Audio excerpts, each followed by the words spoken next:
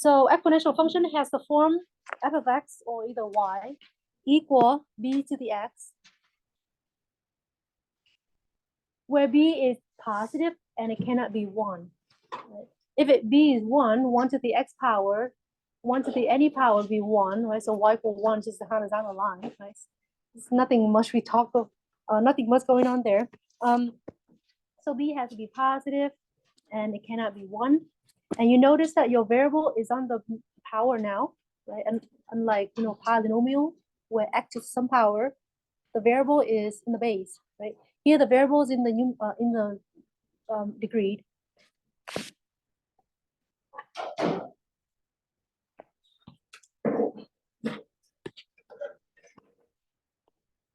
So if I would have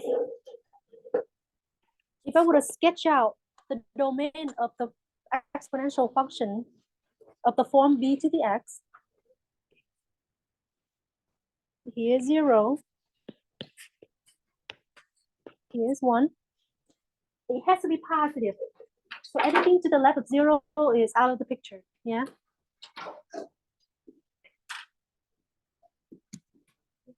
So anything to the left of 0 is, just strip it up, out of picture. It cannot be 1. I'm gonna put a hollow dot there. So it's either between 0, 1, or 1 and above 1. So that's where you're gonna see two types of exponential function. One type is called exponential decay, where b is a value between 0 and 1, like 1/2, 1/3, 1/5, 1/10, between 0 and 1. That's called exponential decay. Exponential grow when b is greater than 1, like 2, 3, 5, etc. But we'll talk about that later. Okay. Now, I want to take a look at some examples, and I want you to tell me whether the function is exponential function or not. This one is an exponential function.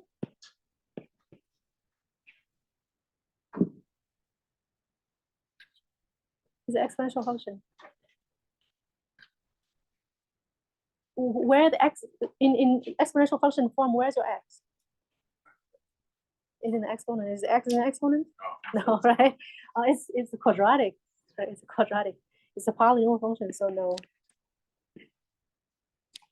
What about this one?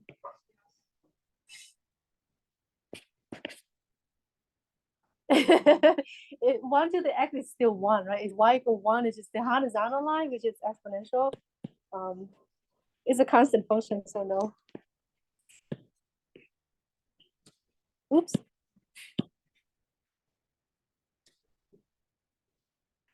What about -2 parentheses to the x?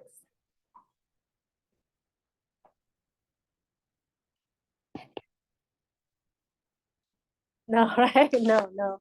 It's a very it's called accelerating function. So when x is even, you have a positive answer. When x is odd, you have a negative answer, right? So it's accelerating.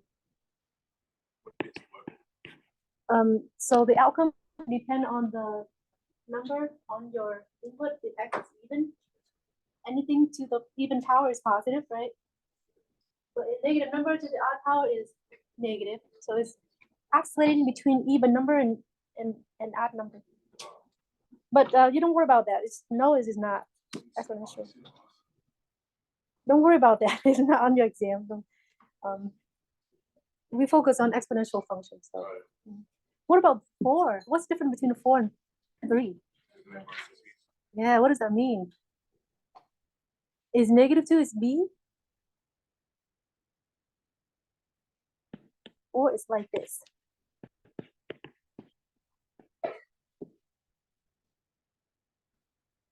Is the power x applied to the negative? No, right? It means 2 to the x, but the negative one is not being raised to the x, right? So without parentheses, it implies that's a -1 in front of the number. So -1 times 2 to the x. Is this a exponential function?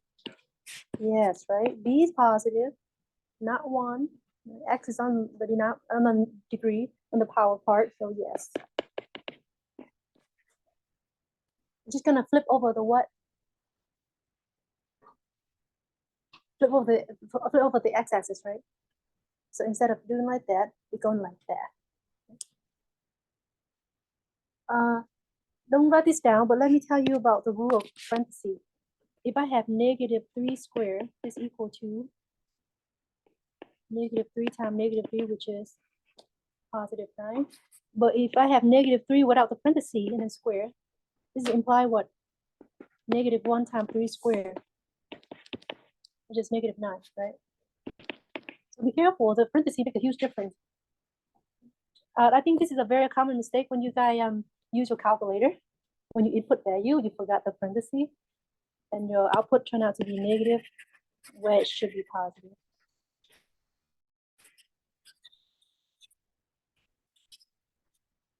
What about 5?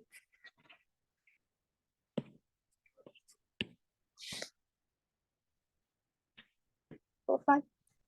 Yeah, so it's a very classical example of exponential function. The first one any professor will give you is 2 to the x.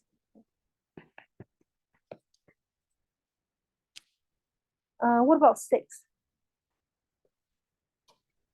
Yes, right. It's b between 0 and 1, which is 1/4. It's fine. Another way of writing 1/4 to the x is I can write like this: 4 to the negative x, right? Remember that? And then when you want to get rid of the negative exponents, what do? You flip. So 1/4 to the x. You see me write like this more often than in fraction form. I prefer this one. What about 7? Yes, right. So this is the same thing as 1/3 to the x. And so yes.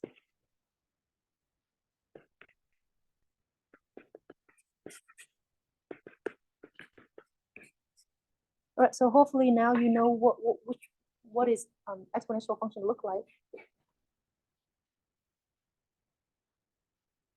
Here is I'm talking about the case here. Like I said, let me go back to the first slide.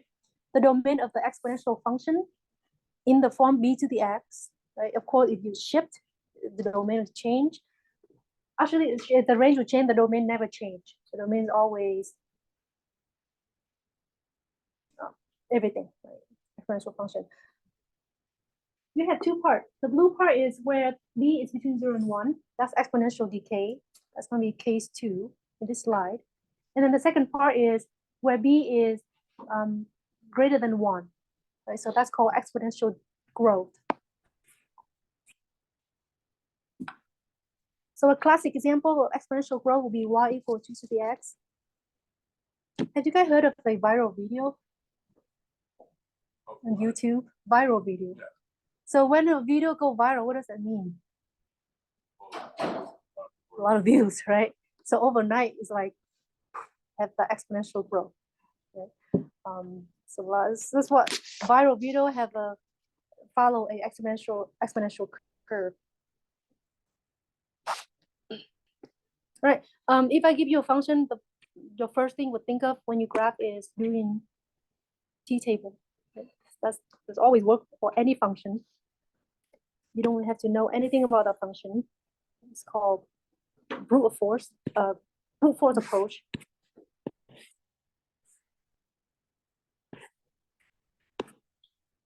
So I have my x, my y, and then you pick some value for x. Say I'll pick negative. Let me say I'll use black when I pick a value. -2, -1, 0, 1, 2. When x equal -2, what's y equal? 2 to the -2 is 1/2 square, so which is 1/4, right? Which is a quarter. 2 to the -1 is 1/2 to the first, which is 1/2. 2 to 0, 1, right? One thing about exponential function, well, the classical one is always go through 0, 1. That's your starting point. Right? as opposed to 0, 0, so 1. When x equal 1, 2 to the first is 2. When x equal 2, 2 squared is 4.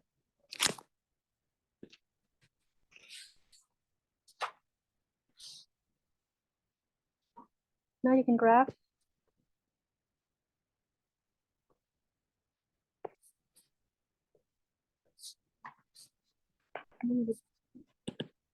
Positive 2, positive 1, negative 1, negative 2. 1, 2, 3, 4. Negative 1, negative 2. When x equals 0, y is 1.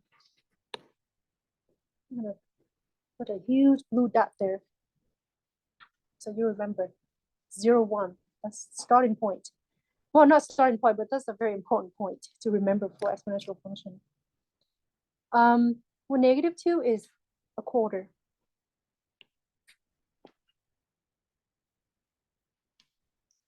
Negative 1 is 0.5.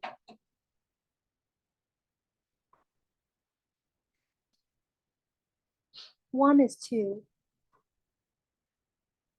2 is 4. See how fast? And then you connect the dot. Because a function, remember it's never take negative values, or at least in this classical example, your graph should not cross the x-axis. They get very close to it, but never cross it.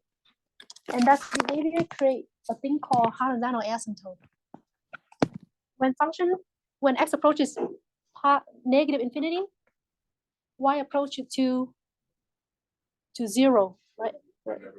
But never touch it. It's just very, very close to it. We want to touch it, but just can't touch it, right? So that's a horizontal asymptote. And let me tell you how to point out a horizontal asymptote in this function. The general form of exponential function has the form y equal b to the x minus h plus k. Remember that quadratic function? Don't write this down. A times x minus x squared plus k, remember that? Yeah. It's the same thing here, that's h and k. H. Here the horizontal asymptote is determined by k. That's your HA. My example, y equal to the x. What is my k? 0, right? I can write it like 2 to the x minus 0 plus 0.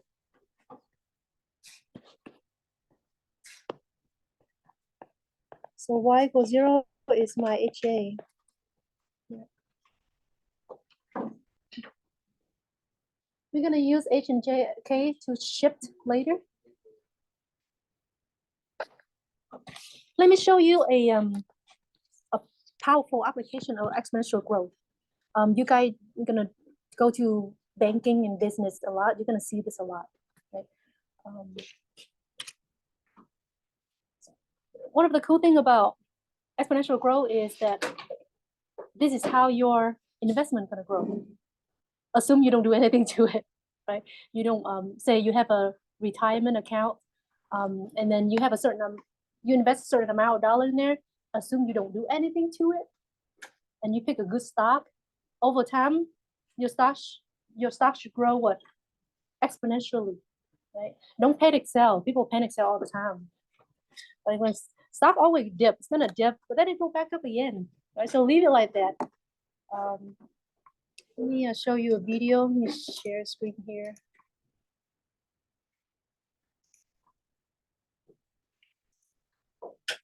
Here is the Prudential advertisement, the domino effect of the exponential growth in your retirement account.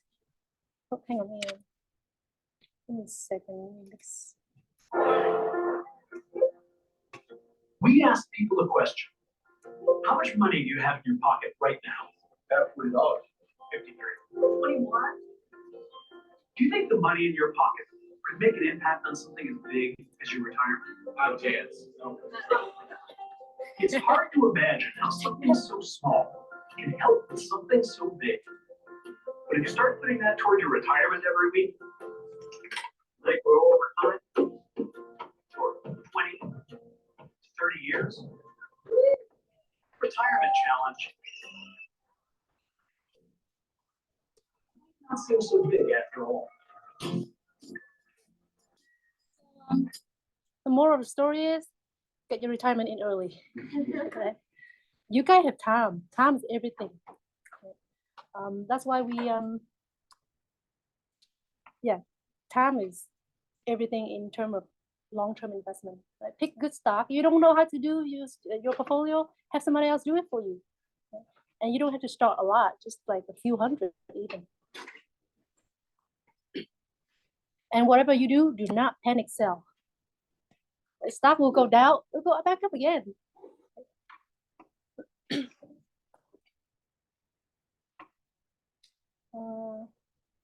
Let me stop sharing and go back to my.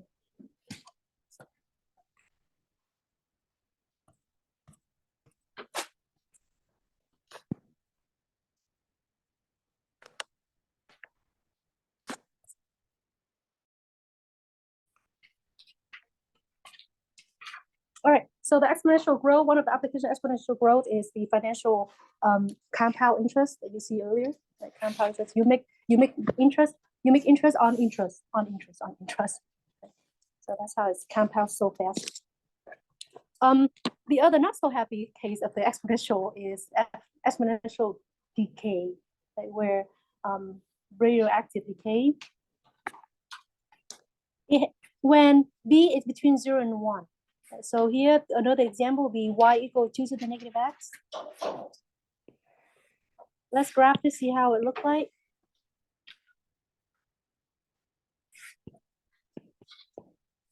Again, I want to pick -2, -1, 0, 1, 2.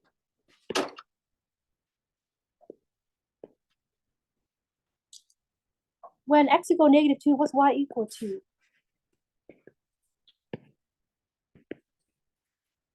4, right? -2 takes 2 positive, so 2 to the second is 4. And 2 to the -1, which is 2.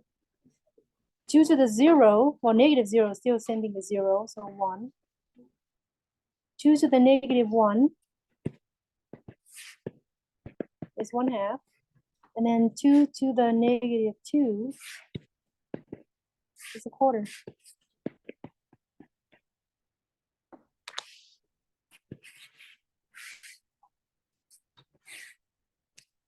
As you can see, star really big. Well, not really big in this case because I have to pick 5 values. It start large and then it goes small, right? As opposed to grow, start small, go big.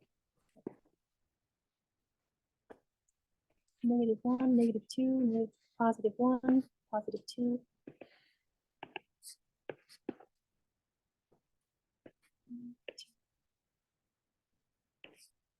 One, 2, 3, -4.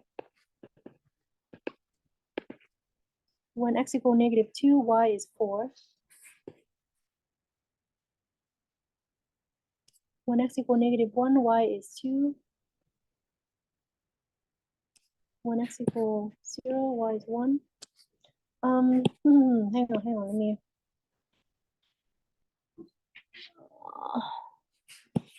I don't like the way it look.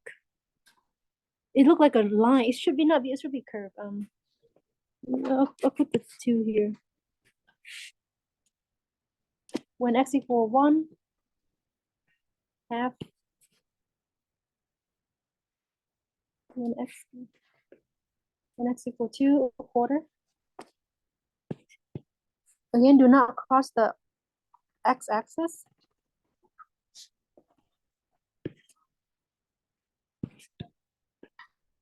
So 1 is an important point.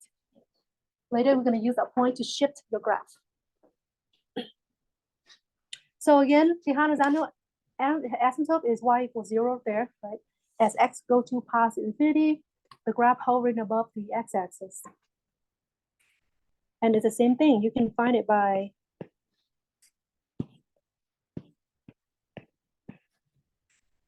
write it in standard form.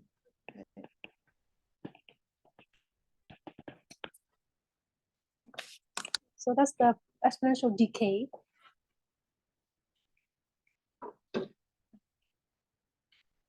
Why is like this? Think of it, radioactive substances. If you start out with a large amount, it's going to eat up itself really quick, right? You have a lot of energy to do so. But as your amount gets smaller and smaller and smaller, the process starts slower. Right? The production is slower. It's kind of like the sun, right? The bigger the suns, the faster the nuclear fusion, right? And the shorter is lifetime. Because it has a lot, and to accommodate the amount of the gravity that it had to fight back to, but it doesn't want to be. The gravity tends to do what? Tend to crushing the planet, right, or the star. So the nuclear fusion, try to counteract that force.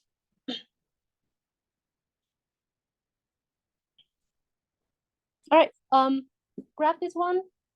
I don't know about you, but I don't feel like doing table again. So let's do with the decimals.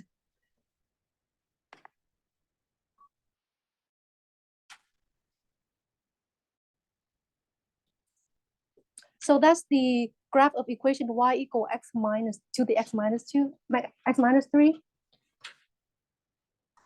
I want you to compare with the original one, the basic graph, y equal 2 to the x. What do you see? Maybe outside. Yeah, it moved to the right by 3 units, right? So originally it started 0, 1. Like I said, 0, 1 is an important point. And then for the blue graph, it shift to the right 3 units.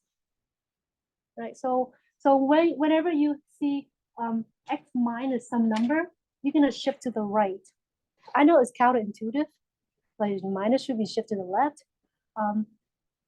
The reason you shift to the right because of the formula. You start out with what? X minus h, right? So you actually plug in what? Positive 3, right? As opposed to, say, if I start out x plus 3, what input value am I plugging here?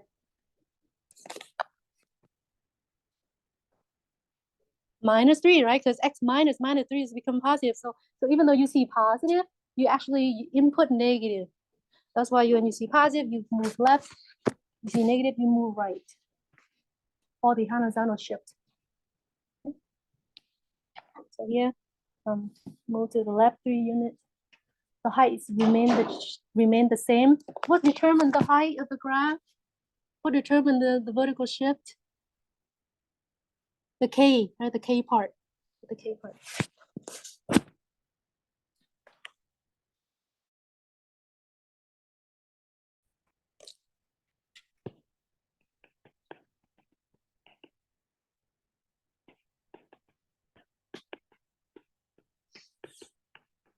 We'll shift the right 3 units. Y equal b to the x minus h plus k.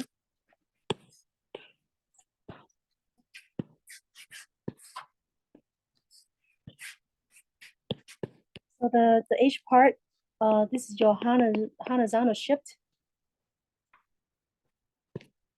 And the k part will be vertical shift.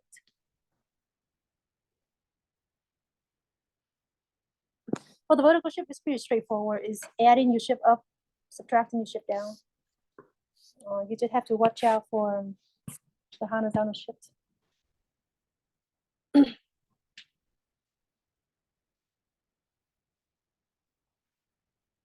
You guys learned this in 62, sort of? No? All right, let's take a look at these graphs. What's the difference? I know they all exponential graph, but what are the difference? in this family of graph. Let me mute those. Yeah, the B, right? Let's take a look at the original one when I start B is 2. Let me mute those labels. And then I increase my B. And then I keep increasing it to 5, to 100. What happens to the graph? How does it change compared to others? It gets steeper, right? It grows faster. That's what happens when in your money, you have more money, interest compound on interest, it grows faster, right? So that's the exponential growth. When B increases, the graph gets steeper, meaning graph grows faster. What about decreasing function or decaying function? B is 2, B is 3, or B is 1/2, I would rather say. B is 1/3, B is 1/5. What happened? It's decaying faster, right? As B gets smaller, it's decaying faster. Hmm? So for the exponential decay, as B gets smaller, the graph decreasing faster. But for the exponential growth, it's the opposite. As B gets bigger, the function grows faster.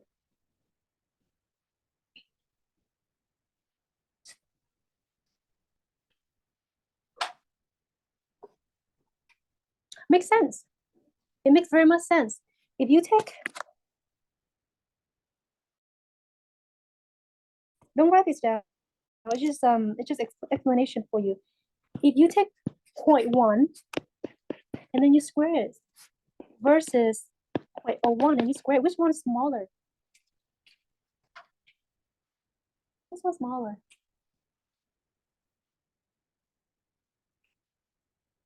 The right one, right? It's smaller. So for decimal place, for a number between 0 and 1, when you square it and you cube it, it gets smaller and smaller and smaller.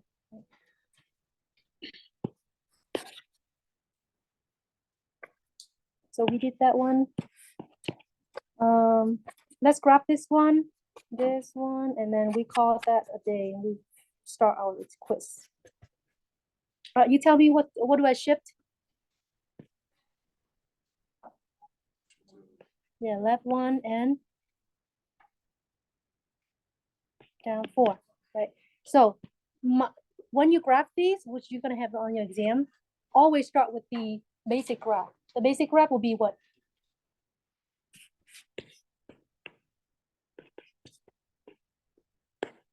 Strip everything, strip the h and the k, strip the h and the k. You got basic graph is y equal 3 to the x, right? So y equal 3 to x, it look like this.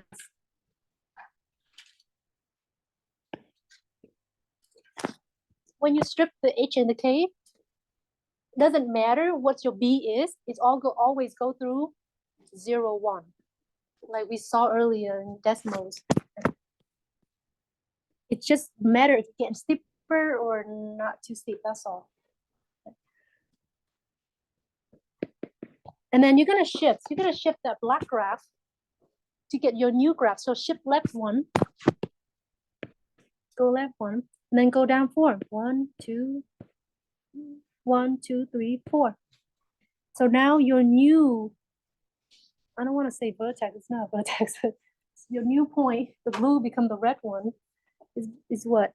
Is -1, -3. On the exam, I want you to show me that point, okay? Even though your graph it look crappy, I still be able to grade it because I know that you do it right. What is my Hanazano asymptote?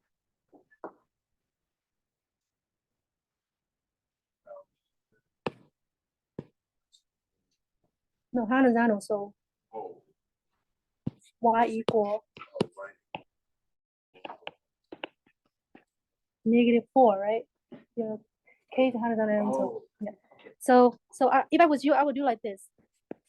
Do a little dash line for Hanazano asymptote, so I know that I'm not supposed to cross that, right? And then copy and paste. If you want to get the extra credit, you can tell me what the x-intercept is. or the y-intercept, maybe just the y-intercept. You set x equals 0, right? So 0 plus 1 is 1. So 3, the first is 3. 3 minus 4 is -1. So my graph actually wrong.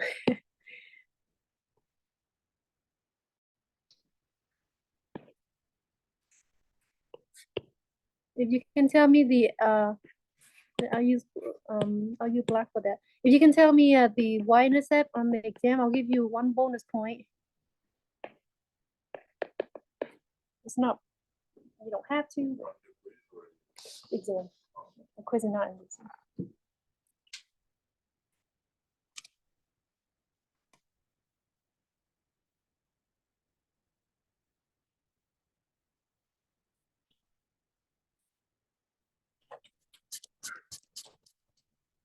This one.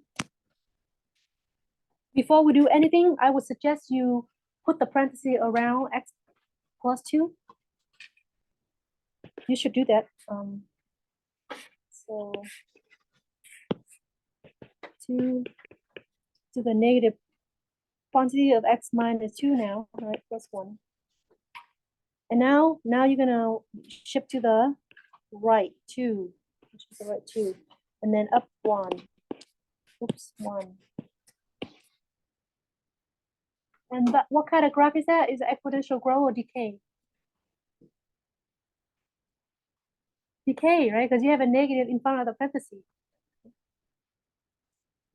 So start with the basic graph. Basic graph would be what? What is the basic graph for the decay?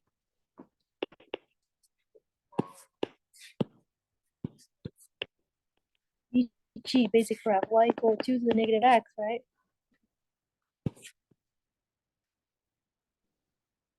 Again, all the way, go through 0, 1 for the basic graph.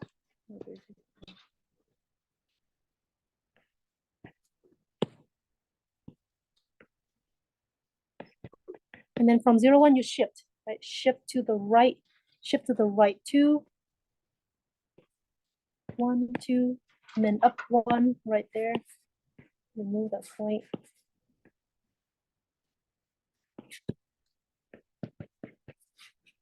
And then copy and paste.